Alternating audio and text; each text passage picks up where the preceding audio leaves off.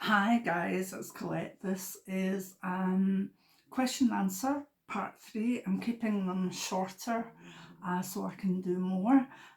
This looks like a lot of questions from Vicki, so I'll probably touch on them. Probably not that in depth, but Vicki has given a question that says, what is your daily spiritual practices? And Vicki, I'm going to do a full video on that because it takes too long within the question and answers. But thank you for that.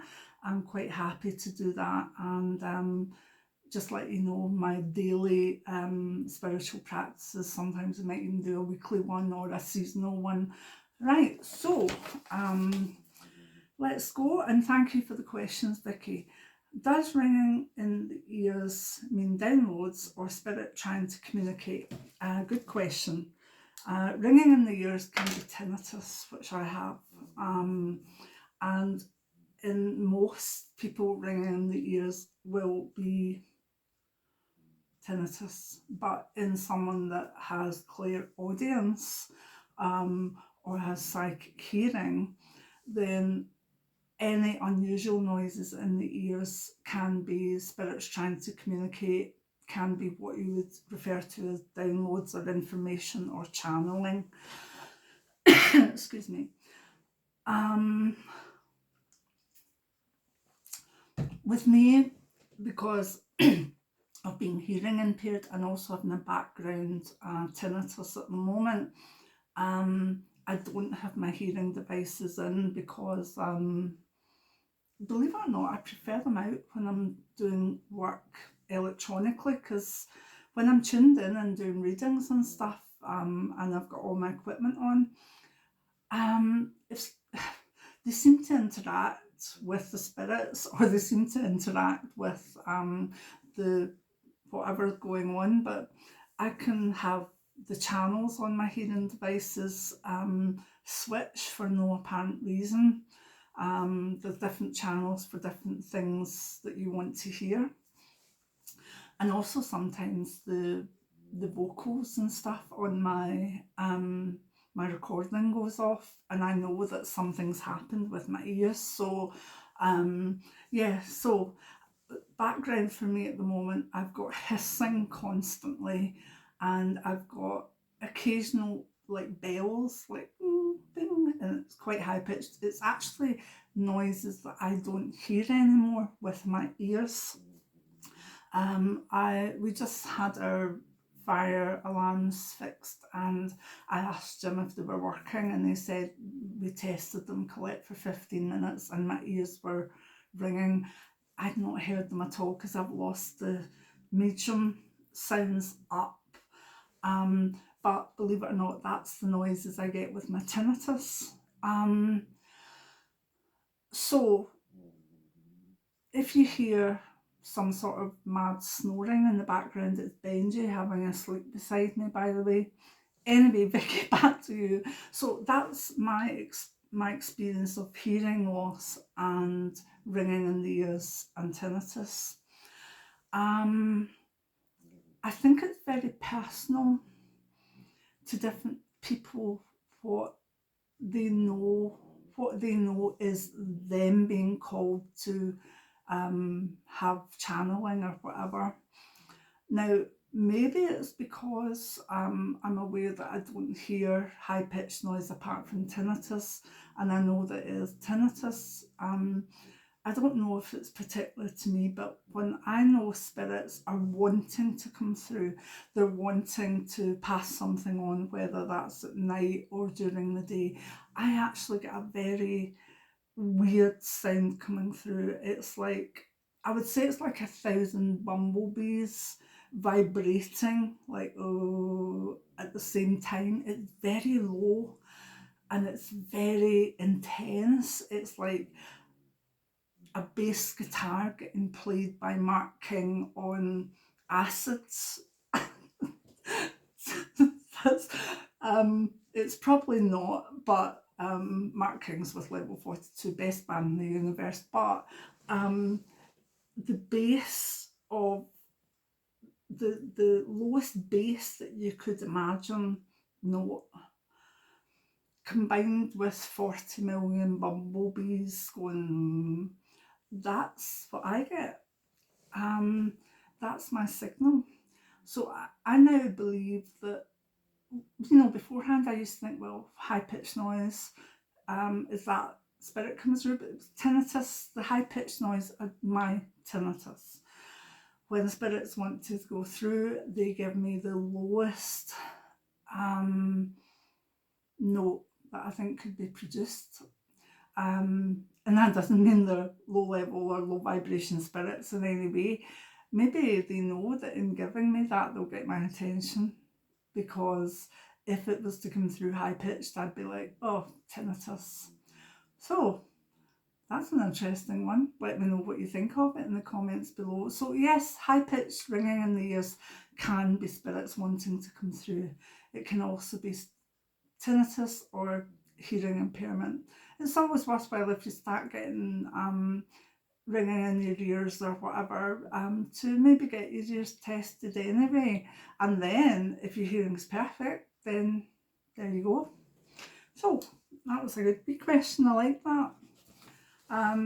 What do you believe the purpose of life is?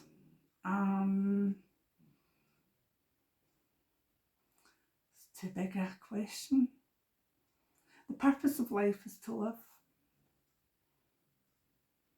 The purpose of life is to love. And the purpose of life is to learn.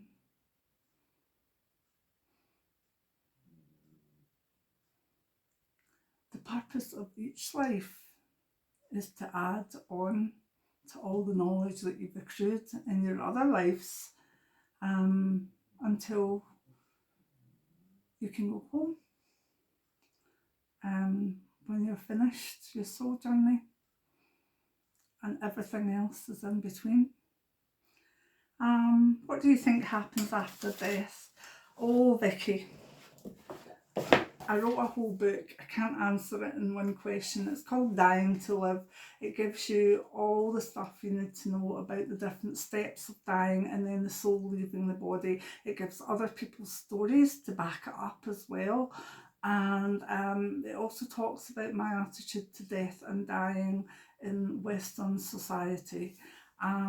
It's available on all Amazons, and actually this wee book's doing so well. It's been out nearly 2 years now, and it's helping so many people. So I can't really answer you because it took me 2 years to write this book.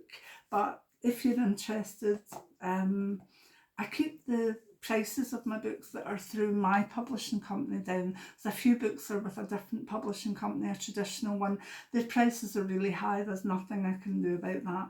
But I keep my books down to about £5.99, £6.99, and as little as I can on Kindle, so that you can read them without being out of pocket too much. So my answer is in that book. Okay. How do you trust your intuition when you don't have clear psychic abilities like myself? Right, okay. Everybody that has a very strong intuition, you could say that they have psychic skills anyway. Yeah, like maybe not strong, but like everything, it's about learning, and it's about, maybe this is where I've always been like this, but I used to keep a journal from very early on in my 20s, and basically, I wish I still had it actually. I wonder if it's survived all the house moves. Basically, this is my advice.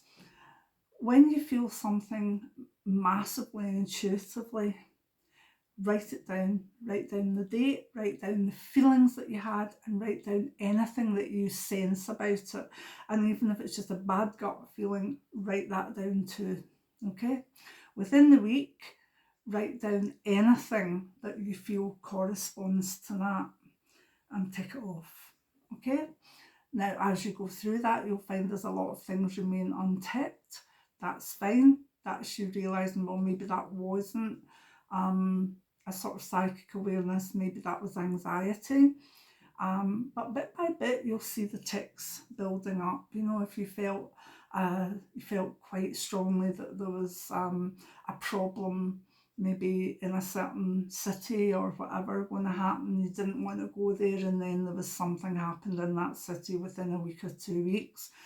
Like, that's a big tick. If you felt someone, you know, when you said goodbye to them, you felt strongly that would be the last time you said goodbye to them, and that was so, that you need to write things down, you need to journal, and you need to make sure that you're giving yourself the tics that bit by bit build up for you to say, I am developing my psychic awareness, I'm getting there, it's getting better.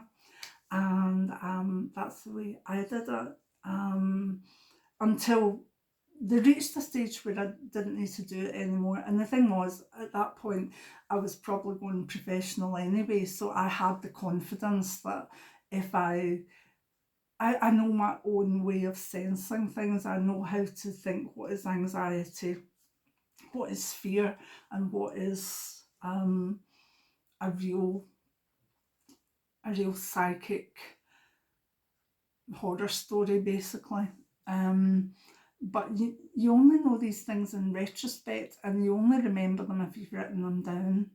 Okay, especially if they're little things that you maybe get that, you think it, and then you go in, and then a few weeks later someone says to you, did you hear about so-and-so? And you're like, if you haven't written that down, then you haven't given yourself the tics to tick it off and let them build up.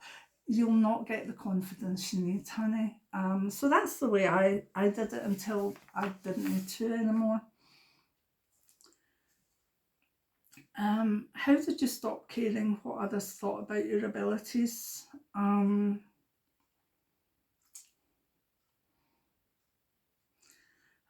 That's a hard one, because I don't know how to read it. How did you stop caring what others thought about your abilities? See, I was thinking that maybe how people would judge how well I was, or how good I was at my work. But you're very much, I believe, how do you feel you would be judged by other people? I didn't go fully professional until after my mum died. For 3 years, for a year before my dad died, I was doing it. My mum knew I was doing it part-time. I couldn't tell my dad because I cared too much, because he would have been horrified. He was very, very staunch Catholic, and I cared. I really cared. After he went, my mum was okay with it as long as it wouldn't interfere with pharmacy, because that was her pride in me. But she quite liked the spiritual stuff as well. And after she went, the only people that I really cared about, being really maybe upset about it, would have been my mum and dad. So I decided to get my offices and go fully professional. A few family members thought it was ridiculous and put me down because of it. I cared at the time. I don't care now. So I think you have to really look and see how important the people are to you, and accept that they can be very important to you, but distance that from their opinion of your spirituality or your psychic awareness. Just because you choose to go forward with this and choose not to care what they think of what you're doing or your spirituality, doesn't mean that you don't care for them, if you see what I mean. You can care for people but not care about their opinion. It doesn't have to be all and end all. I think it was just out of a kind of honour for my dad and for his spirituality and the way we'd been brought up, that I waited till after he'd passed. And again, that was quite early on. I was only like 34, I think. So 33 actually, yeah. So we can care about the people and choose not to care about their opinion. That's the way I did it. Okay. And now there's people that I still love very dearly that really don't get what I do, but I can manage to. Doesn't mean I don't care for them. And saying that, they're few and far between now. Most of the people that have come to me or become family and friends, they're possibly more like me in outlook than not. And I certainly wouldn't tolerate someone that made fun of me that I didn't care about. They just wouldn't get through the door. So, right, okay, let's see where this is getting a wee bit longer again. Let's see. How do you psychically protect yourself? There's a full video on in over 700 videos I've done. There's one that is about a cocoon of protection, how to put it up magically, and there's another one that is a meditation to put up protection. So you could look for them. They're down below. Well, no, they're not down below. They're actually in, maybe there's a playlist that they're in. If I can figure out what it is, I'll put a link to it in the description below. Which crystal is your favourite to use when trying to connect with an angel, spirit guide, or god or goddess?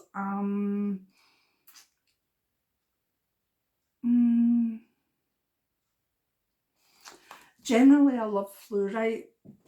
I sometimes have this in my hand when I'm doing mediumship. I find it very comforting, and it's such a beauty. But if that's more for my sense of it, it helps me stay open. It helps me be my awareness. If I were looking to,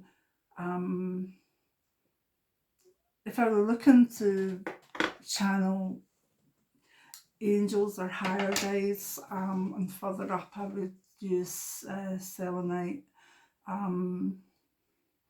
Yeah, I actually have two pieces of that. One I bought for myself, and another was gifted to me just last year. But they're beautiful and I love them to bits. So that's the one I would use. And yeah, the next thing is daily spiritual practices, and I'll do a full video on that. So, Vicki, you have part 3 all to yourself. But I'm sure the questions that you've asked will resonate with other people, and if you like them and you know the answers and want to put more of your thoughts, do it in the comments. I read every comment, okay? So if you want to know more about the afterlife, it's Dying to Live, and if you want to know more about how I became a practicing clairvoyant professionally, and also my life before that, it's Memoirs of a Clairvoyant. So thank you very much, Vicki, and many blessings.